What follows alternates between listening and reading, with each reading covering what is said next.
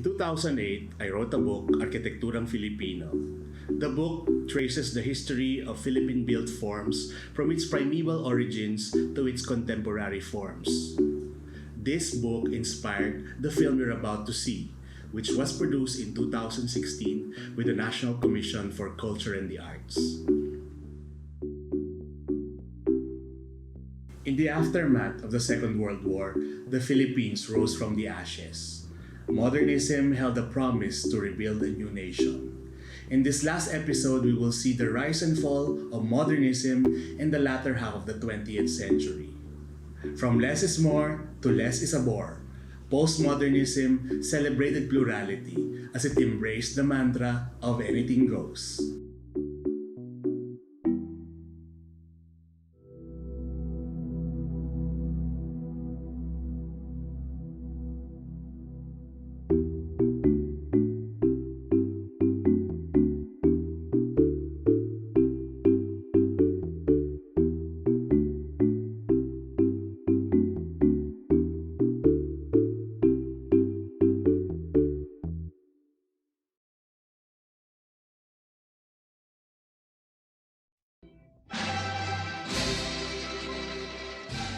At the end of the Pacific War, Manila laid in ruin. Yet war-torn Manila rose again. Out of the ashes, Filipinos moved on to rebuild their lives and found in modernism the foundation on which to erect a new nation. On July 1946, the Philippine Islands became the independent Republic of the Philippines. The U.S. War Damage Rehabilitation Fund was also instrumental in resurrecting Manila's pre-war neoclassical splendor. The Manila City Hall, Post Office Building, Agriculture and Finance Buildings, Legislative Building, and a group of buildings of the University of the Philippines in Manila were rebuilt approximating their original plans. A construction boom followed suit. The architects joined the reconstruction euphoria. Post-war austerity meant straightforward and no-nonsense architectural forms, which modernism readily supplied. Form follows function was the new doctrine proclaimed by the third-generation Filipino architects, namely Cesar Concho, Angel Nakpil, Alfredo Luz, Otilio Arellano, Felipe Mendoza, Gabriel Formoso, and Carlos Arguelles. Modern architecture's simplified geometries were in accordance to the demands of honesty expressed in materials, structure, and form, maneuvered in restraint rather than indulgence, valuing simplicity over complexity. Mid-century modern aesthetics was also influenced by new materials and scientific events, particularly space exploration, which fueled much faith in technology and the future. This so-called space age of the 1950s had since been translated into a visual language of long, lean horizontal lines, suggesting airplane wings, soaring upright structures, and parabolic arches that direct the eye to the sky, and sharply contrasted angles that express speed. Innovations in building materials, including reinforced concrete, plastic, and steel, made it possible for architects to manipulate materials to the point where buildings became sculptures. Advanced engineering techniques allowed new shapes and structural configurations to be performed in thin concrete shells, concrete folded plates, and space-framed structures. Soft modernism, as the name implied, experimented with the sculptural potential of concrete's plasticity to come up with soft and organic forms with the use of thin shell technology. Folded plate, on the one hand, was a roof structure whose strength and stiffness was derived from a pleated or folded geometry. It was a special class of shell structure formed by joining flat, thin slabs along their edges so as to create a three-dimensional structure. The brisole, sun baffles, and pierced screens were simple devices applied externally to tropicalize and modulate the climate-insensitive designs of the international style. An improvement of the brisole and the pierced screen was extensively adopted in Manila during the 1960s. The pierced screen functioned mainly as a diffuser of light and doubled as a decorative layer for the exterior. It is fabricated from perforated concrete or ceramic blocks, precast concrete, or aluminum bars with various ornamental punctures. After the oil crisis of 1973, architects began to realize the failures of modern buildings in the tropical climate. As such, Filipino architects were compelled to backtrack and reevaluate vernacular building traditions as sources of energy-efficient design, which in effect gave rise to a modernist strand known as tropical regionalism. With the amendment of Manila Ordinance No. 4131 in the 1950s, a high-rise fever swept and redefined Manila's skyline. Angel Nakpil's Picache building, considered as the first skyscraper in the Philippines, reached 12 stories high. The Insular Life building was the first office building to surpass the old 30-meter height restriction, ushering the vertical trend in Makati. To address the widespread homelessness, the People's Homesite and Housing Corporation, now known as National Housing Authority, new suburban communities were developed in Quezon City project sites. These projects offered various types of low-cost concrete bungalow units.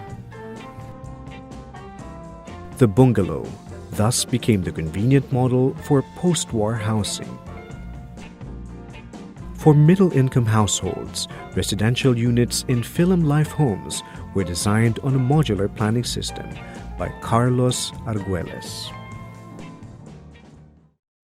In upscale subdivisions established by the Ayala and Ortigas families, homes were designed not by company architect but by an architect commissioned by the individual homeowner. Such allowed a great variety of domestic architecture in which the size of the carport was an index of status. Tall and multi-storied apartments played a new role in providing Filipinos with modern housing. Monterey Apartments and Carmen Apartments epitomized the modernist high-rise apartments of the period. By the middle of the 1960s, young architects and designers began to reappraise the country's rich architectural and cultural heritage as a source of design inspiration.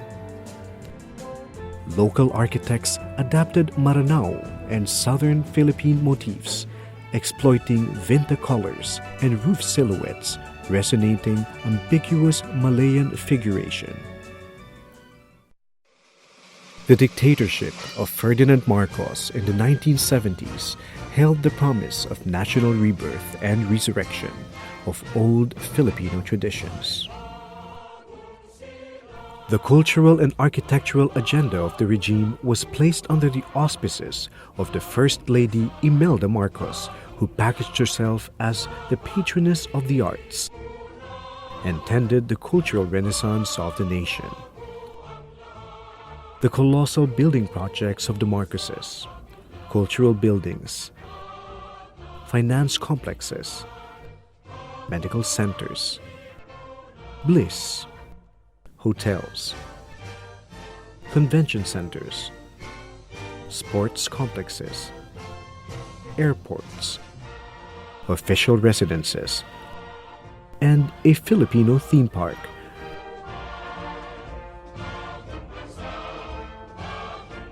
Projected an image of a progressive and modern nation-state.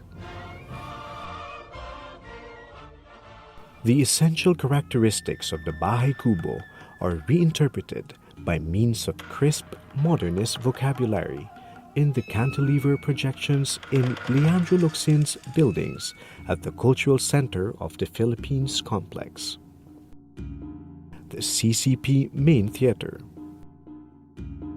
Folk Arts Theater,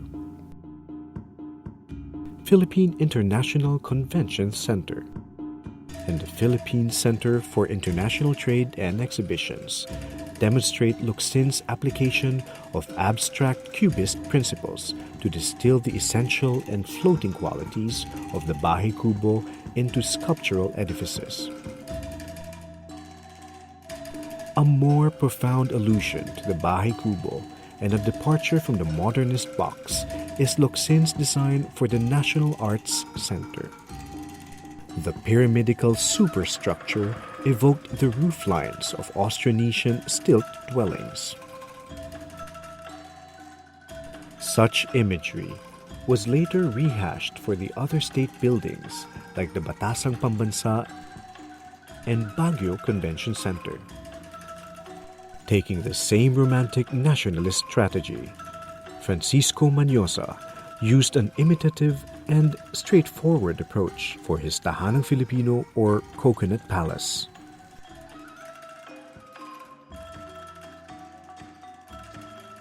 Through this watershed building, Manyosa began to align more firmly his practice towards the advocacy of climate-responsive vernacular architecture, a body of work which made him the paternal figure of Filipino neo-vernacular movement.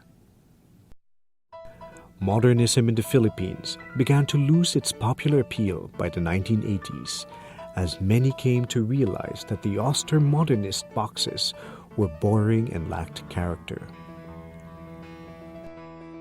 Postmodern architecture altered the landscape, with buildings proclaiming the resurgence of ornament as an antidote for modernism's renunciation of history and tradition.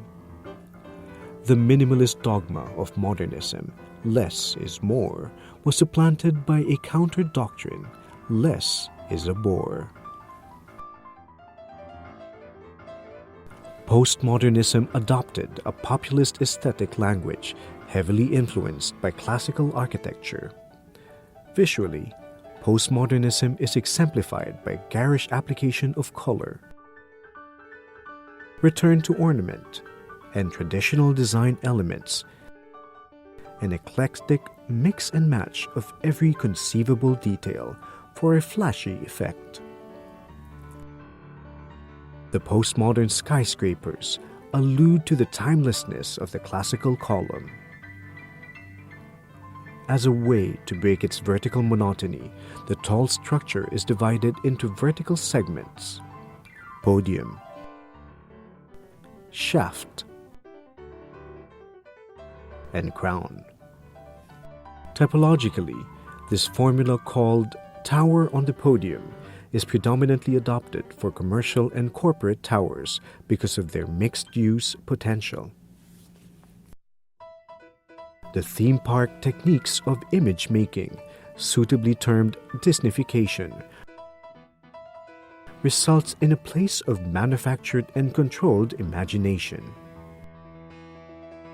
Postmodernism reinvents the cityscape with a potential illusion and perpetuate escapist fantasy environments as the master-planned microcities like Eastwood City,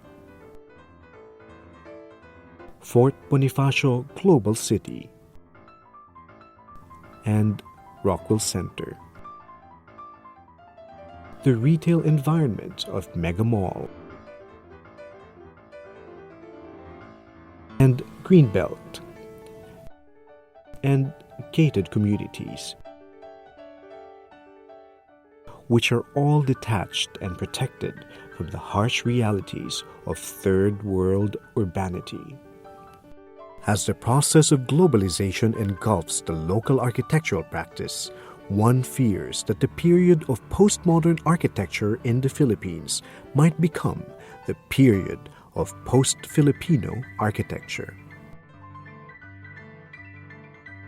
But perhaps, in all optimism, as in the past, the Filipino will prevail.